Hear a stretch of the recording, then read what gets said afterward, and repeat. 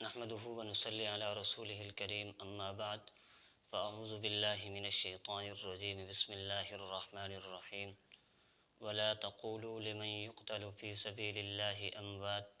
بل احياء ولكن لا تشعرون صدق اللہ العظیم۔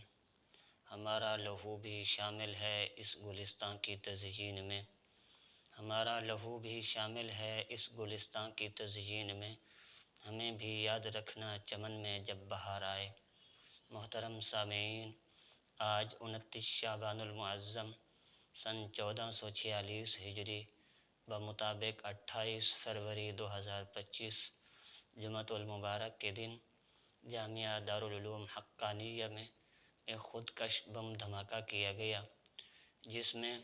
حضرت مولانا سمیع الحق شہید رحمۃ اللہ علیہ کے فرزند اور جانشین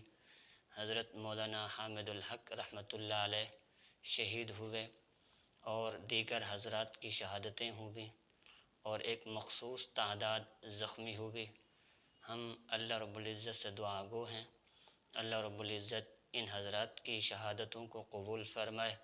اور پسماندگان کو صبر جمیل اور اجر جزیل نصیب فرمائے، اور جو حضرات زخمی ہیں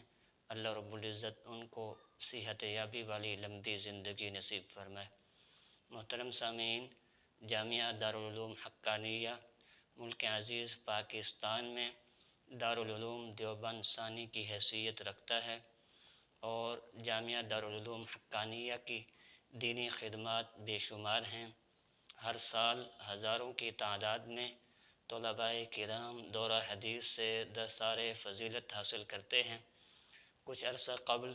حضرت مولانا سمیع الحق رحمۃ اللہ علیہ کو شہید کیا گیا، اور آج ان کے فرزند ارجمند حضرت مولانا حامد الحق رحمۃ اللہ علیہ کو شہید کیا گیا۔